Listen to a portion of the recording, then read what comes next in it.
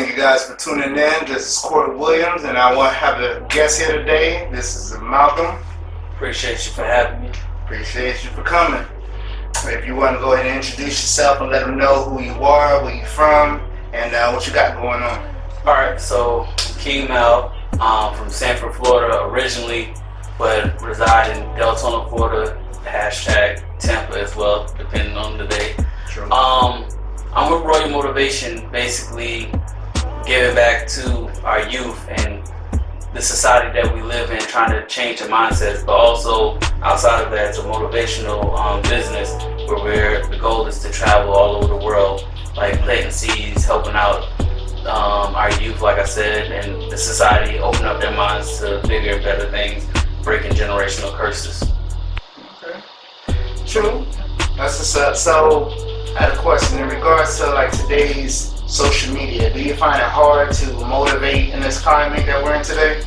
I find it actually challenging. I won't say like extremely hard. I find it challenging, so I have to do things strategically to actually get the attention, because nowadays you got people looking at like booty shaking, drugs, whatever the rappers or Instagram models talking about. They a lot of people are catered to that. So what I would do is try to make sure that when I'm doing a topic, it kind of relates to something that they're used to, but trying to transition it into something positive. So if it's, we were talking earlier about McDonald's. A lot of people go to McDonald's and they complain about being fat. I'll use McDonald's as my topic, but trying to transition and let them know that, hey, you have control if you actually realize the actual problem. So trying to open up their minds and whatever I talk about relate to what they're used to. So Right. Step into their world to bring them out of the world that they're in. Oh, actually. Okay, you can use that in the next motivation Monday, huh? Alright, true. So on the top of the McDonald's, do you eat McDonald's? Yes.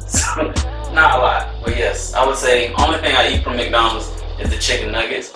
And it's like that time where you like rushing, you're like, I need to go. But it's not, I'm not always rushing, so.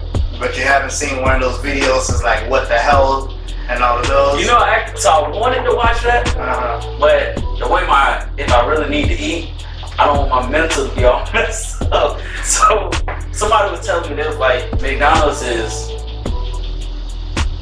kind of scary. Yeah. Kind of scary, so now you got me thinking. Yeah. You know what? Alright, so no McDonald's for me. Okay. Going forward. Well, speaking on that, I know we spoke earlier about the Popeyes chicken. Okay. Yeah. So, tell me, you tried it? No, I didn't try the Popeyes chicken. You haven't tried it yet? I don't think I want to try it. No? Because I didn't want to follow the hype that everybody's going in. So I haven't tried it personally. So you don't believe in following hypes and, trends that are going on? I've always been my own person. I always, like, if somebody don't want to do something, I'll do it myself. Yeah. But if I see everyone's doing something just because, I always try not to go in that direction. And plus, Popeyes is known for selling chicken, not chicken sandwiches. They talk chicken with the bone. Yeah, with the bone. That's what they known for. Put Right, hot right. sauce on it. Okay. You know what I'm saying? Hot. Yeah. But the chicken, like, I feel like they put something into it so that people got hype. Or, like, they did good marketing. So whoever the marketing person was did a great job. But, like Eric Thomas said, they need to stay in their lane. And that wasn't their lane. Okay. So They ran out. when you speak about staying in your lane under here, do you believe that everybody should actually stay in their lane and you should never venture off, and as far as for not creating your own path? So, to speak on that, I feel you could venture off, but make sure you're prepared when you do. Don't try to step into someone else's lane and you don't understand what that lane's all about. For instance, using Popeyes, and this is Eric Thomas' words, when they did the chicken sandwiches, great, you know what I mean? Amazing, you did a heck of a job, Right. but you ran out. You couldn't continue going. You wasn't prepared for what was to come. Right. So you stepped into a lane that you wasn't ready for. So why don't you prep yourself to get ready for that? They wasn't ready for those moments. Chick-fil-A, if you notice, they hit those with the jab, but they sat back and was like, okay, so go ahead, do your thing for the moment. Right. We still good. Yeah. But Popeyes don't sell chicken sandwiches right now because they ran out. Mhm. They don't have the supply anymore. They have the demand, but they don't have the supply. So Right. what's the point of that? But Chick-fil-A is like, okay, so everybody's coming back to me, and I still can be closed on Sunday because I'm still in my lane. True. Hey, I'm just saying. I heard it first. He said he ain't gonna try to Popeye's chicken. No Popeye's chicken. No, no Popeye's sandwiches. Popeye's chicken on the corner. This nigga Put do the hot Popeye's sauce in chicken. there. Right. He said go get some on Sunday though. Yeah. True. Alright, so I know that you do a lot of motivating others. So what motivates you? My motivation is my why. So I have 3 intricate people. First of all, my family, because I really want to, my goal is to break generational curses within my family. So I have a lot of ideas. Like I was talking to one of my family members the other day, and just to briefly talk about it, was to like find a passion within. So say if this family member like to do clothes, so find out how I can help this family member market those clothes and open a business or a car wash, whatever. But finding the passion within my family and getting them started to getting them to another level and letting them know, hey, this is what we want to do. Also on top of that, I want to be able to build up my income to the point where I can open up multiple shops and put my family into running. Right. You know what I mean? But outside of that, my main reason of continuously going is my why. Like I have my mom, my grandmother, my second mom. Like these individuals have gone through so much in life, and what they've gone through, I really feel like a lot of people, if they was in their shoes, wouldn't make it.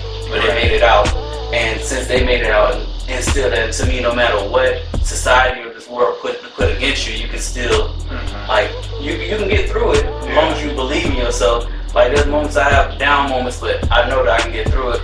So to see that in them and them instill it into me, I feel like I'm obligated to push every day to give them what they deserve. So my goal is to get to the point where I can be like, hey, you don't have to worry about working. You don't have to worry about these bills. Everything's taken care of. Right. I just want you to live the rest of your life good. Yeah. You know what I mean? So it sounds like you got a good supporting cast. yeah, definitely. Everybody that's behind you is helping you push yourself to get to where you want to go. Definitely. Okay. All right. So I want to switch over a little bit to the presidential election that's coming up. We got a 2020 coming up. Yeah. So with everything going on through there, we done had a collusion with Russia and all of that. So have you registered to vote, and do you intend on voting this year? So I have registered to vote, and I do plan on voting. With that being said, I have stopped paying attention so much due to the fact, and this is just my opinion, so don't hold me to it. But I feel like the world we live in, even though my vote does count, but I feel like the world we live in, we're so backwards. Now, speak a little bit more when you say they were so backwards. Now, how backwards? So right now, we elected Trump, right? We talk so bad about Trump, right? There were times that Obama was in office, people talk bad about him, you know what I mean? But I love Obama, by the way, let me backtrack. But when it comes to Trump, he's like the only president I know that everybody would talk bad about. But I feel like we talk bad about something, but I really feel we're a backwards country, or like we're gonna end up voting him back into office. Yeah. Like everyone's so, I don't like Trump. Wait till this, but they're gonna find another reason or a reason why they don't like the other candidate. I have no other choice but to vote for him. But you were just saying how he Mexico, all this stuff in Russia, all this China, all these different things he's like stirring the pot with, and he's vocal by telling people like how he feels, which is like, bro, borderline racist and disrespectful all the way around. But you still gonna vote him in, no matter how you feel. Like people just gonna vote him in, and I feel like sometimes it's pointless to even have the conversation because people gonna say one thing and do another, just like McDonald's.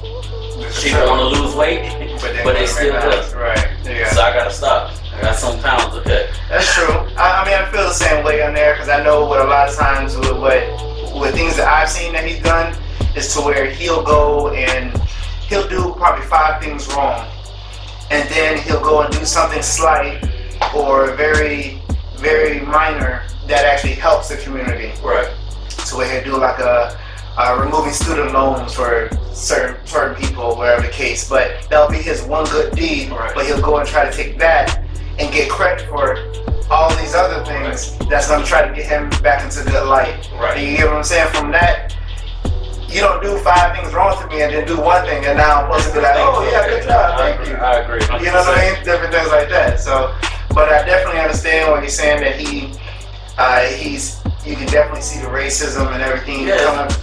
Now, would you prefer for somebody to be a closet racist, or would you prefer their racism to just show up right in front of you?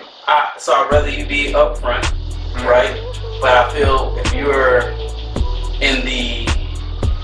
on the platform that he's on, like, yeah, still be upfront, but do your turn, but you don't need to do another one. Because we need someone that's for everyone, not just one specific kind. And he did something else that kind of rubbed me wrong. So remember when Puerto Rico had the hurricanes and everything? Yeah. So yeah, he was sending stuff out or whatever, throwing paper towels, whatever. But just recently, I don't know, just recently he was like basically telling, oh, we did this, we didn't have to do this way, y'all messed up, y'all like talking bad. Right. So don't do a good deed, quotation good deed, and then come back and talk about it. Like, that's one thing that I don't like. If you do something for me, I appreciate it, but don't come back months later, oh, I did this and this. I thought you did this out of the kindness of your heart. Right. You know what I mean? So, and technically you didn't do it because actually a lot of people from all around the world donated this stuff to them. So you really didn't do much if you want to be technical about it. And I think with that, it's more so like you're bragging about something that you should do anyways. It's kind of like if you are not saying he's anybody's father, but if a father is bragging about being a dad, like, oh, I take care of my children. Yeah, like, what are you bragging about that? This is something that you're supposed to do. Like, do you need kudos for taking care of children?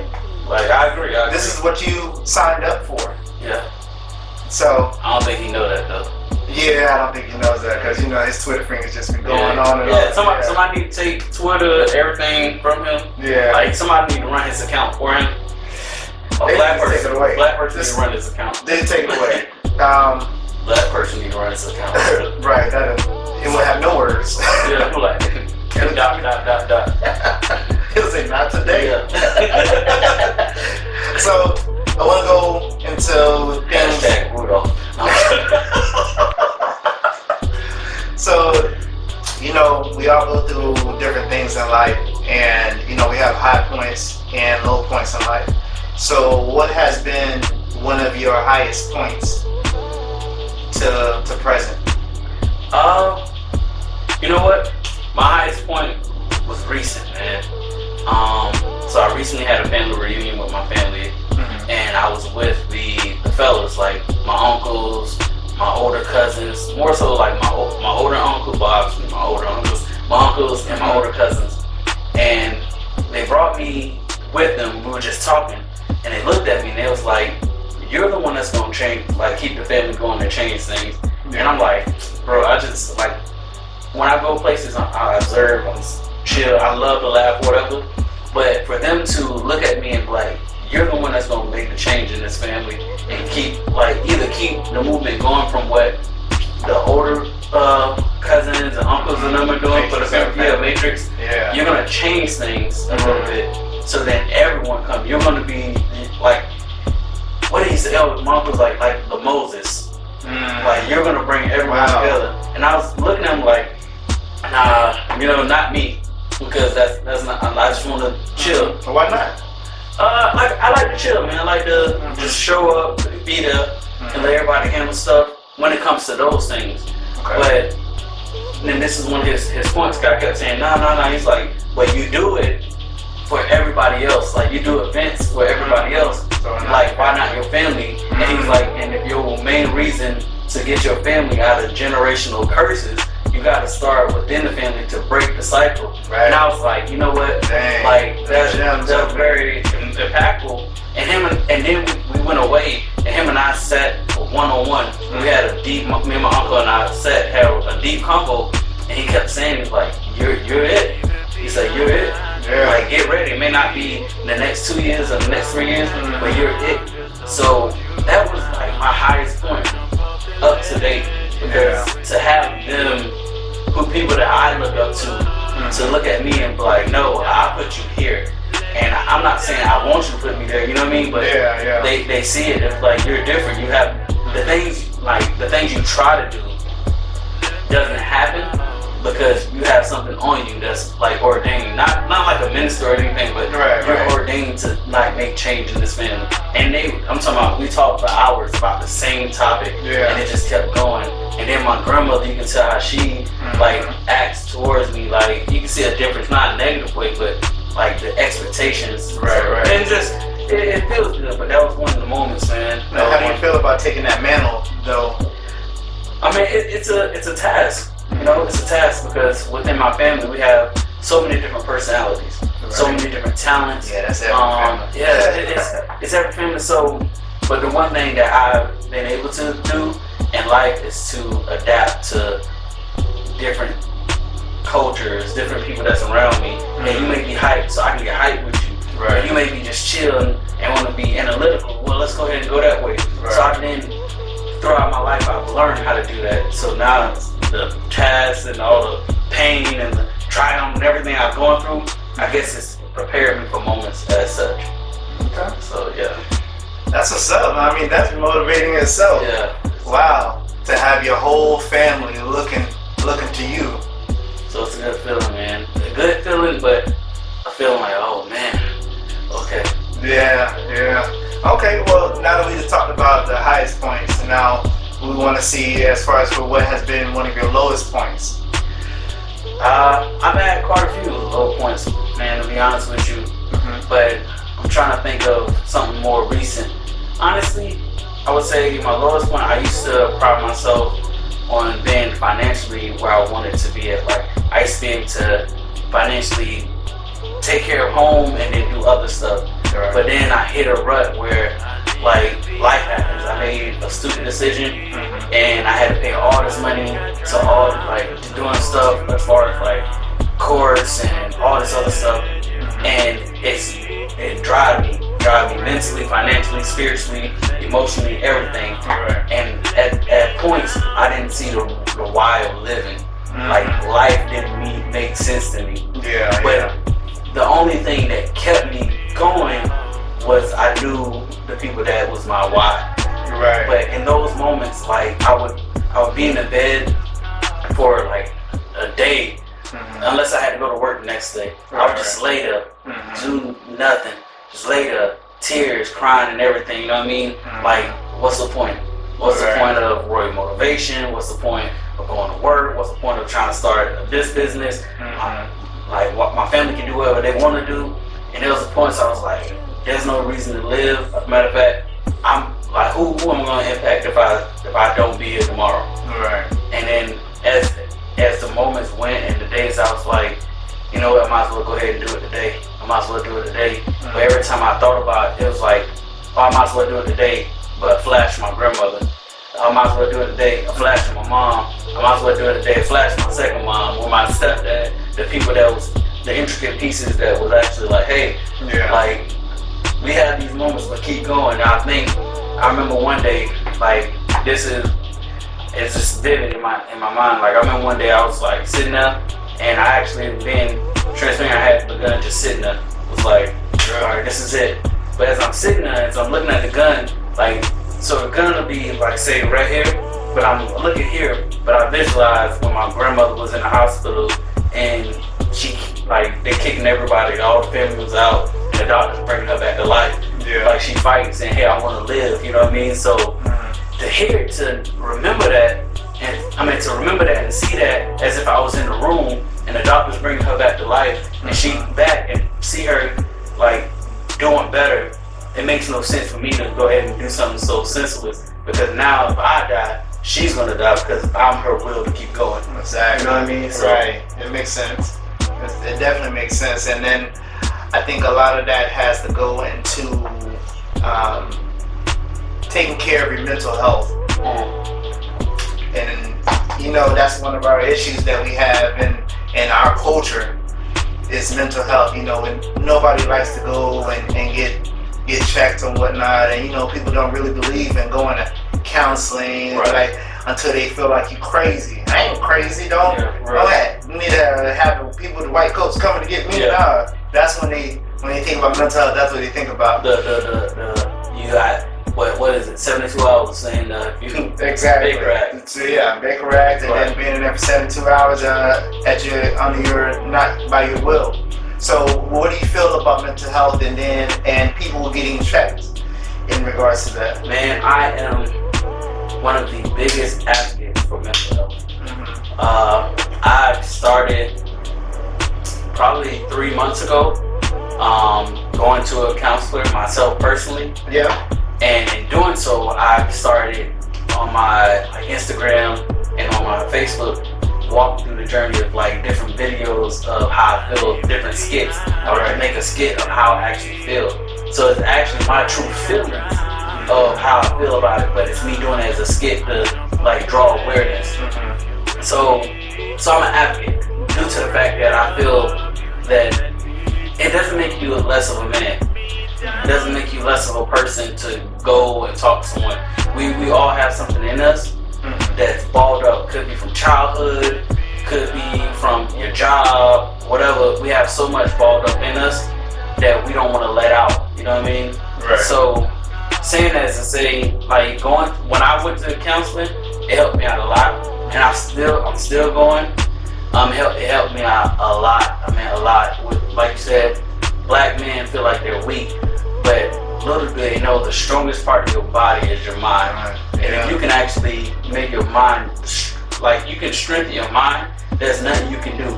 People, weightlifters, the reason why they're able to get to the next level to push the weight up higher, basketball players, the reason why they're able to be accurate when they're shooting, football players, the reason why the quarterback can accurately throw, Tiger Woods, the reason why he can hit, because they mentally strengthen their mind. Their muscle memory. Right. Yeah. So then so once you get that healed back then, because a lot of people don't understand when Tiger Woods went through what he went through, he mentally was messed up. His game, nothing changed. Yeah, he was hurting and stuff, but he mentally was messed up. So when he sat back and chilled, and people don't know he actually saw a psychiatrist because he was going through stuff, he started getting back to where he was supposed to. Basketball players, like when you get an injury, the injury, you're healed. What you meant, me personally, I had an injury. I'm nervous to go to the rack. Once I mentally like, okay, you can do it. Yeah, me too. Then you know what I mean? Then you start to do what you have to do. But a lot of people focus on other things. Oh, I just go to the gym. The only reason you're able to get to the next weight because you mentally believe in it. So take that energy into your self-help and what you've been through, the pain that your father took you through, that your mother took you through, or the person that abused you, and understand to forgive even if they don't want to listen.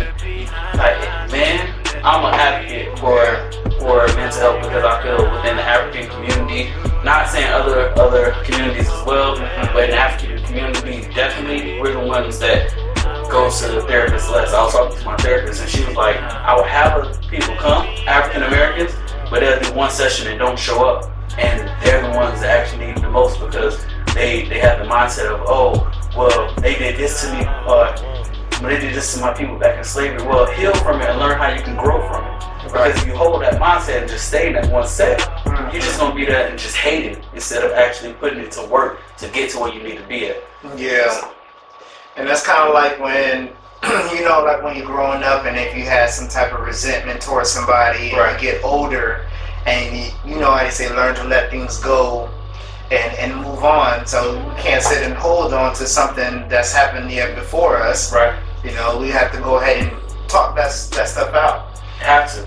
Yeah, and I know when you were saying about the basketball players like Markelle Fultz. Yeah.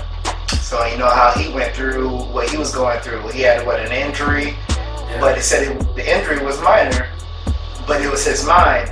So he he just forgot how to shoot. Yeah, how you been playing basketball your whole life, and then now you just forget how to play basketball? I think that's mental right there. So that's definitely, you gotta go and get checked.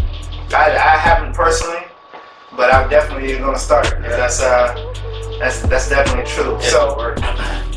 so with what plans do you have for those that are inquiring about things that you have going forward?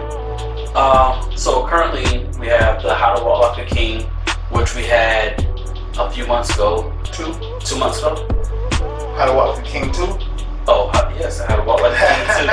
I was like, was it 2 months ago? Yeah, How to Walk Like a King 2. Yeah, that was last month. Yeah, okay. And then we have How to Step Like a Queen, which is in February. Okay. February 2020. 2020. Okay.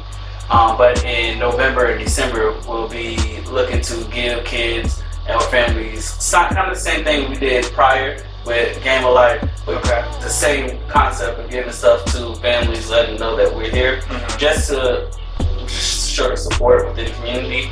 But so that's going to be continuing. Also, that's in Lake Mary, but the goal is to actually pull How to Walk Like a King and How to Step Like a Queen next year, 2020, into Tampa as well. Right. But outside of that, the goal is to actually build a team. So if anyone's looking to be a part of Royal Motivation on the motivational speaking side, build a team so then we can start going to different venues, going to correctional centers, Boys and Girls Club, schools. I have a lot of people reaching out to have individuals, females and males, to have motivational speaking to talk. So if anyone's looking to be under the Royal Motivation umbrella, reach out to me. We can definitely make that happen, because I want to be able to be nationwide so that we can show the world that hey, we are here to make change. And for people that see what you got going on and they like what you're doing, and maybe what they're doing maybe something similar to what you have going on, what type of advice would you give somebody that's trying to get into the whole motivating scene or just helping people in general? What type of advice would you give them? First is consistency. Making sure that you're consistent. That's number one. The second one is making sure that you get around those individuals that are actually doing it. At one point when I first started, I was just trying to do it myself. I would look at a video and try to do it myself, but everybody around me wasn't doing motivational speaking. So I'm not saying cut off your circle, but advance your circle, enhance your circle with people that are within what you want to do. Right. Outside of that, I would say get a plan, like consistency, build your network, and have a plan of what you want to do. Your 5-year plan. Once you write that down, execute. Execution is key, and make sure you every day you're nipping at what you need to do to get to that next level. Okay, sounds good. Are you familiar with Meek Mills? Yeah. And they have the social reform, trying to combat injustices that are going on with police brutality, prison reform, different things like that are going on. And how do you feel about the change within the last few years as far as for our celebrities or people that we look up to that are trying to step up and help the community under here? For a select few, I respect. Like we can say Meek Mills, I respect, due to the fact that he's actually not being an advocate for it. Like he's not just talking about it, but he's in the trenches, like working, doing what he has to do. Footwork. Right. And if you ever notice, a lot of his music when he's talking is, hey, this is how I feel. He still talks about everything else, but he doesn't leave that out.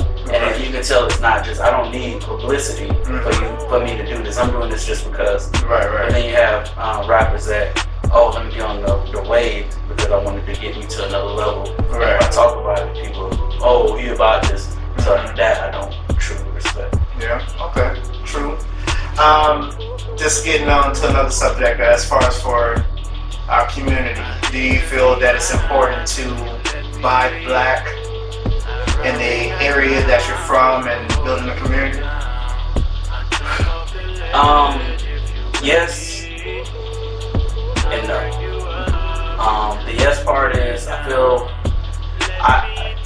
backtrack. So I feel yes, it's good to buy black, to go and support the black community, but no, due to the fact that if you don't have it, I can get it elsewhere. You know what I mean? Right. And also I'm very big on like I don't care what race you are or whatever, but if I feel I'm not happy with the service, then I won't go there. There's Walmart that's by my house that I went and something happened. I'll never come back here again. It doesn't hurt Walmart, Mm-hmm. you know, it doesn't hurt them, but that's just something my personal. Right. So if I have an experience in a black establishment, Mm-hmm. my personal thing is I'm not supporting this because I don't like the interaction. So a lot of people, I went through to a discussion about that, and it was like, well, you had bad interactions with Walmart, and you still go and support them. So if a black person, y'all know, like if I don't like it, I don't like it. I don't care, but I will support black businesses, but not saying that's all I'm going to support. But I do remember there was a time and day where everyone was just all on one accord and not trying to like tear each other down. And I feel when I go to establishments, it's the conversation is like, oh, yeah, this other place they sell crab, but they crab be sitting around for 2 days. You know what I mean? Like, so it's always a negative concept about it. They're not lifting each other up. It's always a competition. And so you feel like it's all crabs in a barrel, or a bucket, as per se. Majority, I won't say all. Mm-hmm. And like I don't feel like our ancestors were like that. Yeah. So how do you think we can move forward in regards to the black community? So, say you cut hair, right? Mm-hmm. All right, so you cut hair, boom, you cut hair, and you're like, hey, I want to do a business, but you're not good with business. Mm-hmm. So we come together, and I was like, hey, I got the business side, you get the barbers, you get everything lined up, partner. A lot of times you'll see where individuals that cut hair will be like, oh, I'm gonna open up a business, but the business person like, I'm gonna open a barbershop and run it, but we won't partner, we'll compete, and we both are failing because we're lacking certain knowledge. Exactly. You know what I mean? Instead of actually working together. Right. If you ever look in other cultures, they stay helping each other. They stay helping each other, but they stay in their lane. Mm-hmm. But their lane, right? It's just like running the 4x4, like here, like, and we actually make a connection where we can go all the way around, and we make a full the track as well. But we're so unorganized that we're dropping the baton, while that ourselves, right? And do it, and which we can't do. Right. But other cultures are handing off the baton to what people are capable of doing. Right. And once we get used to that, then we can maybe, okay, so now I learned your lane. So now let's go ahead and venture off. But we elevated to another level. Our business that we had together is still there, but we branched off. That's still going, but we're branching off to elevate higher. Why do you feel that this is how we do each other? Because you heard about the Willie Lynch system, how they go and use the light-skinned slaves versus the dark-skinned slaves, and put the men against the women against the men, and, separating them, different things like that. So there was a system that was placed for us to be a certain way on here. And why do you feel about that?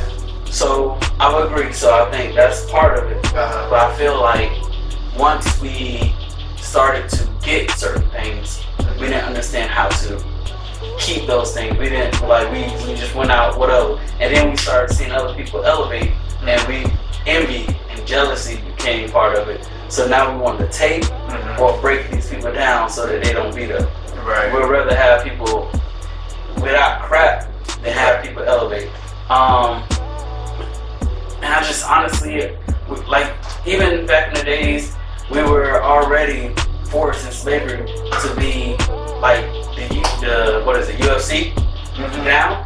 That was done back in the days. That used to be a game for them to see us fight each other. Right. So we was already competing against each other, unwillingly to do so. Right. But it's either we live or we don't live. So I want to live to see another day, so I gotta battle you. Right. So that mentality just transitioned all the way through. Yeah, there was times that we worked together to escape, but if you notice, it was a group of people that escaped. Other people still had that mentality of just, I want to stay in the cotton field, I can't do it. So even then, we were still divided. Right. Because some had that, like now, some people have that mentality to put in the work to elevate, to get their families to another level, they may try to tell you to come, but if you don't come, I can't force you, so you stay where you at. Boom. But you're mad because I escaped, and you may tell master that, hey, I escaped. People that tried to escape, some of them didn't make it because some of our own went back to master. Oh, this is what's going on, just so I can be your favorite. Even though you really don't give a darn about me, but you still killed them. And I'm happy because I was able to make sure you didn't get to another level where you was gonna go to. Right. So like that mentality was there. I mean, we can break it by actually joining together, but we have so much grease on us that when we do try to join together, we kind of like slip apart. You know what I mean? So yeah, and that's basically everybody more so as a whole, because there's different, everybody's different, and everybody has different things that your different mentalities. So yeah, as a whole or a collective, we may look like we're competing against each other, but then you have these few over here that are actually trying to do something over here. I agree. So if given a chance, would you work with other motivational speakers and because I'm just thinking of how do we get to put everybody out there? Like, would there be some type of could we get like a list? And just thinking hypothetically, if we had a list of all the black ventures that people are going to, and then this is something maybe that can help the community to where you can put everything that you have going on, and then whatever type of service that you need under here, you can go through that list and actually look. If you're looking for a black-owned business, I think they have that though. There's quite a few. I know there's a guy named Miles. There's a young lady named Chrissy, Maggie. Like certain individuals that I don't know. I know Maggie personally, but I know I've met Miles. We've met Miles here and there, and Chrissy, but I know Maggie personally. But these individuals, they've done these things. They've made, like they have. I can find out and give you the information, but they have it broken down to where it is. But I mean, it would help. But I'm very big on like business etiquettes. Business etiquettes, and that takes time. So I'm not saying I won't support, but if once I feel extremely disrespected or I don't like the service, then that's my choice of walking out. But business etiquettes is something that can be done, and before anyone says it, I'll take the ownership of actually putting a team together of having the business etiquettes and going to these things and doing seminars or working with the Miles and Maggies and Chrissy's to actually have that so we can actually enhance. That's another thing that we can do. Instead of me walking away, like I'm saying earlier, coming up with an idea of, okay, so let's go to these businesses and help them grow instead of like hurting themselves. That's what they're doing. All right, well, that concludes all of my questions for today. I do want to thank you for coming. If you want to give any plugs, any shout outs to anybody, where they can find you, links, so throw your plugs. I give shout outs to my family. I can't name everybody. That's a lot of people. We're going to go hold this. Right, I can't. Royal Motivation, definitely. The team. I want to give a shout out to the nonprofit that took me in as part of the family, Bubba. Everybody, I can't name everybody, it's too many people, but on social media you can find me on Facebook, where it's King Mal Royal Motivational Room. You can find me on Instagram, where it's Royal Motivation 333, or you can find me on YouTube under Royal Motivation, or you can find me on Instagram as well as King Mal. Where you're going to see all the updated information and everything that's coming. All right. Well, appreciate you, brother. Appreciate you for having me.